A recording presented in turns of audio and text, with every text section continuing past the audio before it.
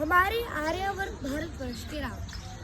आर्यावर्त भारत विश्व विराट का हृदय है। इस देश की संस्कृति, त्याग, तप, संयम, नियम, प्रेम की पराकाष्ठा, परमार्थ पुरुषार्थ एवं परस्वार्थ की चरम परिणति, ज्ञान विज्ञान की सर्वश्रेष्ठ प्रभावमान प्रणाली, सार्वजनिक कार्य भावना से ओतप्रोत भास्कर प्रकाश की तरह तम तो विनाशक विश्व बंधुत्व की गौरव गरिमा प्रस्थापित करता है।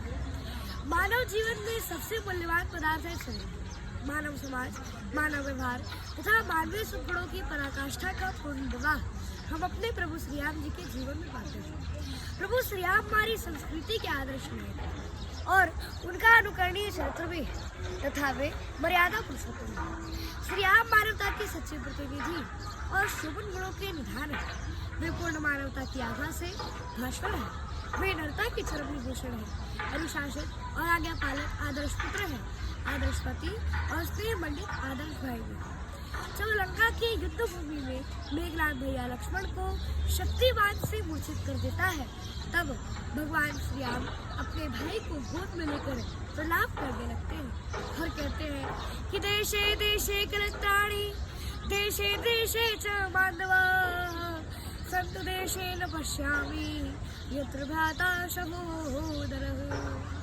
अर्थात हे लक्ष्मण, वह अनेक देश है जहाँ हमें भाई, बंधु, माता, पिता, स्त्री सभी दिखाई पड़ते हैं, परंतु वो देश मुझे कहीं नहीं दिखाई पड़ता जहाँ की अपना यत्र भ्राता सहोदर, जहाँ की अपना सहोदर भाई दिखाई। वे एक आदर्श मित्र, आदर्श प्रजापालक राजा और आदर्श धर्मात्मा भी। श्री राम की शारीरिक कुष्मा, सौंदर्य तथा आंतरिक वैभव दोनों ही अपने आप में अपूर्व है। उनके विषय में एक वाल्मीकि मुनि का एक कथन है कि विष्णुनाम सदृशे विरजे सोमोद प्रिय दर्शनः, कालांगी सदृशे क्रोधे क्षमया पृथ्वी समः। अर्थात वे विष्णु के समान बलवान है। उनका लावण्युक्त तेजस्वी स्वरूप द्रष्टव्य है। उनका दर्शन चंद्रमा के समान शीतल है और वे क्रोध में कालाग्नि के समान है और वे पृथ्वी के समान क्षमाशील और समानात्मी है। महाकवि जयदेव ने अपने प्रसन्न नाटक में श्री राम के प्रति यह प्रश्न उठाया है कि कथम पुनः कवि सर्वे रामचंद्र में वर्णन है, अर्थात सभी कवि श्री रामचंद्र जी का वर्णन क्यों करते हैं? और इसका उत्तर वे सब देते हैं कि नायम कविरो दोष, इसमें कवियों का दोष नहीं है। फिर किसका दोष है भाई? इसका स्पष्टीकरण वे इस श्लोक के द्वारा करते हैं कि सुषुप्ति नाम पात्रम रघुकुल तिलक में कम कल्पताम, कवि राम को दोष सतु गुणगणा।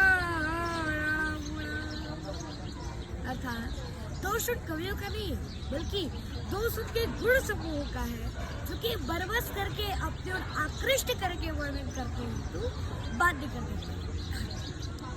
राम कथा भारतीय संस्कृति और मानवीय इतिहास की अमर कथा तथा रामायण और रामचरितमानस की ही तरह काव्य की समस्त गुणों का पुण्यभूत है। रामाख्यान के अमृतवाणी में सौंदर्य सृष्टि बोध का चरमोत्कर्ष के साथ मानवीय काव्य कला का अवतार है। श्री राम का चरित्र जो कि अपने शीतल छाया से काव्य रसिकों, भक्तों और आध्यात्म प्रेमियों को आश्रय देता हुआ आज तक अपना मस्तक ऊंचा किए हुए खड़ा है कि बुध विश्राम सकल जनंजनी, राम कथा कलि कलुष तथा सभी मनुष्यों को प्रसन्न करने वाले, सभी मुनि और पंडितों को विश्राम में रखने, कलयुग को सभी पापों को नाश करने वाले कि मंत्र महामुनि विषय व्याल के मेटत कठिन वंक की।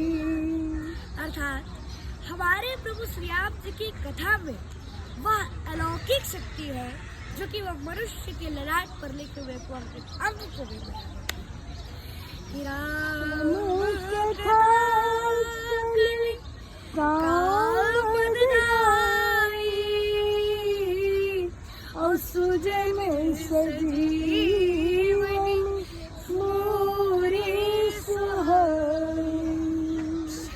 अर्थात राम कथा कलयुग में कामधेनु गाय की तरह है और सज्जनों के लिए सुंदर सजीवी जड़ी भी। राम कथा सुंदर करतारी संसार